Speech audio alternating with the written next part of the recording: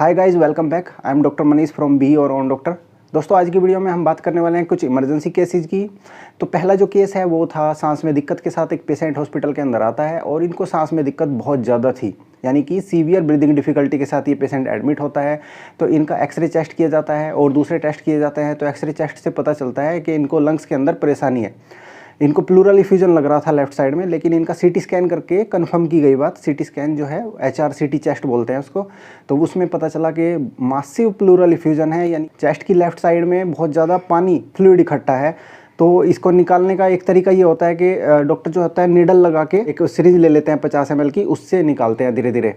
लेकिन दूसरा तरीका होता है, यदि बहुत ज़्यादा फ्लूइड इकट्ठा हो तो चेस्ट के अंदर एक ट्यूब लगा दी जाती है, इसको ICD बोलते हैं। ये जो ट्यूब है एक छोटी सी सर्जरी करके चेस्ट के अंदर डॉक्टर एंटर कर देते हैं, इसको घुसा देते हैं, लगा देते हैं और फिक्स कर देते हैं। तो कुछ समय में सारा फ्लूइड धीरे धीरे करके बाहर निकल जाता है। इस पेशेंट को भी ICD इंसर्ट कर दी जाती है। ICD में एक ट्यूब जो है, मैं जैसे मैंने बताया, चेस्ट के अंदर होती है और ट्यूब का जो दूसरा हिस्सा होता है वो एक बैग से अटैच होता है। बैग के अंदर फ्लूइड भरा होता है, नॉर्मल सलाइन भरी हुई होती है, ताकि बाहर की जो एयर है वो चेस्ट के अंदर एंटर ना कर सके। तो यहाँ पर आप जो है इस वीडियो में देख सकते हैं कि एक बैग है और बैग में जो आप देख रहे हैं लाल कलर का, ये सारा का सारा ब्लड नहीं है, थोड़ा सा ब्लड इसके अंदर है। ये कुछ इस तरीके से स्थिति हो रही है जैसे कि अगर आप एक बाल्टी पानी लें और उसके अंदर थोड़ा सा लाल रंग डाल दें तो पूरे का पूरा पानी आपको लाल दिखाई देगा। तो यहाँ पर जो ये फ्लूइड दिखाई दे रहा है ये भी आपको लाल इसलिए दिखाई दे रहा है क्योंकि इसमें ज़्यादातर फ्लूइड है, चेस्ट के अंदर से आया हुआ पानी है और उसके अंदर बहुत ही थोड़ी सी बूंदें जो हैं वो ब्लड की हैं, तो उसकी वजह से कलर सारा का सारा रेड दिखाई दे रहा है। मेन चीज़ यहाँ पर समझने की ये है कि इसके अंदर, ट्यूब के अंदर आप ये कॉलम मूव करते हुए देखेंगे तो रोगी जब सांस ले रहा है तो जो ट्यूब का पाइप है उसके अंदर फ्लूइड थोड़ा ऊपर नीचे हो रहा है। तो इस कॉलम को देख करके डॉक्टर पहचान करते हैं कि हाँ भाई, जो चेस्ट में लगी हुई ICD है वो ठीक से वर्क कर रही है। रोगी को ICD लगती है, कुछ ही समय में रोगी को सांस में आराम मिलना शुरू हो जाता है, रोगी को ऑक्सीजन की सपोर्ट लगी हुई है और इसके साथ साथ रोगी को एंटीबायोटिक, पेन किलर जैसी दवाइयों और दूसरे सपोर्टिव ट्रीटमेंट के साथ रोगी को ठीक किया जा रहा है।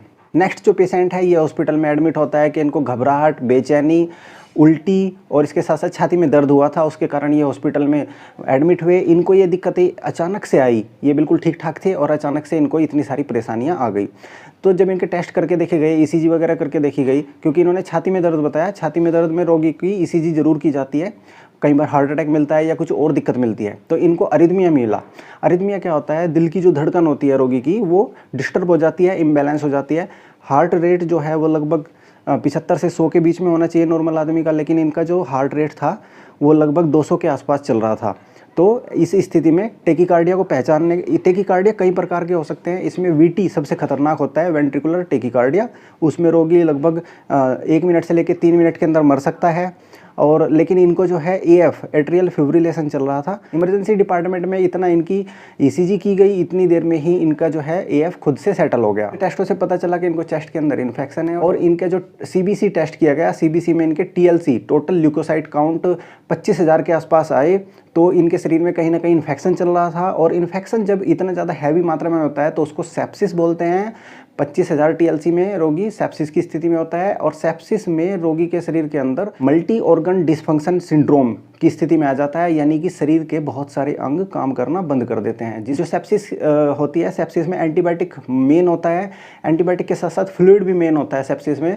लेकिन फ्लूइड बुजुर्गों में बहुत ही सोच समझ करके देना चाहिए। कई बार उनकी हार्ट की पंपिंग कैपेसिटी कम होती है और आप जैसे ही फ्लूइड उनको ट्रांसफ्यूज करेंगे तो पेशेंट जो है वो बहुत ज़्यादा गंभीर स्थिति में चला जाएगा। तो इनकी ऑक्सीजन भी कम थी, इनको थोड़ी सी ऑक्सीजन की सपोर्ट भी दे दी गई। रोगी एडमिट था। नेक्स्ट डे रोगी को जो है फिर से AF होता है, हार्ट रेट जो है दोबारा से 180 185 के रेंज में चली जाती है और रोगी को उस समय इंजेक्शन कोल्ड्रोन दिया जाता है। लेकिन रोगी पहले दिन से ही इंजेक्शन नोरेड की सपोर्ट पर था क्योंकि रोगी का ब्लड प्रेशर भी कम था, जो कि सेप्सिस की स्थिति में बहुत ही कॉमन है। सेप्सिस की स्थिति में रोगियों का BP अक्सर गिर जाता है और उनको ब्लड प्रेशर बढ़ाने वाली दवाइयों जैसे कि इंजेक्शन नोरेड वगैरह का सपोर्ट दिया जाता है। तो नेक्स्ट पेशेंट जो है वो आए थे ब्रीदिंग डिफिकल्टी, सांस में दिक्कत के साथ। और ये रोगी, इनकी हिस्ट्री में था कि इन्होंने बहुत लंबे समय तक बीड़ी पी है, लगभग 15-20 साल तक। तो निश्चित रूप से एक बात तो कंफर्म थी कि इनके लंग्स, फेफड़े जो है वो कमज़ोर थे। लेकिन कमज़ोर फेफड़ों के साथ साथ ये ध्यान रखना भी ज़रूरी होता है कि सांस में दिक्कत कई बार हार्ट की दिक्कत की वजह से होती है। इस पेशेंट का एक्सरे किया जाता है, CT स्कैन किया जाता है छाती का और उससे पता चलता है कि इनके जो फेफड़े हैं उनके अंदर प्लूरल इफ्यूजन है, यानी कि फेफड़ों के अंदर पानी भी भरा हुआ है थोड़ी मात्रा में, बहुत थोड़ी मात्रा में। साथ साथ इनका जो हार्ट का साइज़ है वो बढ़ा हुआ है। हार्ट का साइज़ जो है जब बढ़ता है तो अक्सर पंपिंग कैपेसिटी कम हो जाती है, इजेक्शन फ्रैक्शन फ्रैक्शन कम हो जाता है, जो कि मैं अक्सर अपनी वीडियो में आप लोगों को बताता रहता हूँ। हार्ट का साइज जब भी बढ़ता है तो उसकी जो दीवारें होती हैं वो मोटी हो जाती हैं और उनकी जो इलास्टिसिटी होती है, उनकी जो लचीलापन होता है वो ख़त्म हो जाता है, जिसकी वजह से हार्ट इतनी ज़ोर से कॉन्ट्रैक्ट नहीं कर पाता जितनी ज़ोर से उसको नॉर्मली करना चाहिए। तो इसी को कम इजेक्शन फ्रैक्शन यानी कि हार्ट की पंपिंग कम होना कहा जाता है। रोगी का जब ब्लड प्रेशर चेक किया गया, ब्लड प्रेशर भी कम था, तो इनको इंजेक्शन डोबुटामिन और इंजेक्शन नोरैड जैसे वैसोप्रेसर यानी कि ब्लड प्रेशर बढ़ाने वाली दवाइयों का प्रयोग इन पर किया जाता है, इनको चलाए जाते हैं। इसके साथ साथ इनकी जो एबीजी टेस्ट किया जाता है उसके अंदर इनका लैक्टेट भी बढ़ा हुआ रहता है।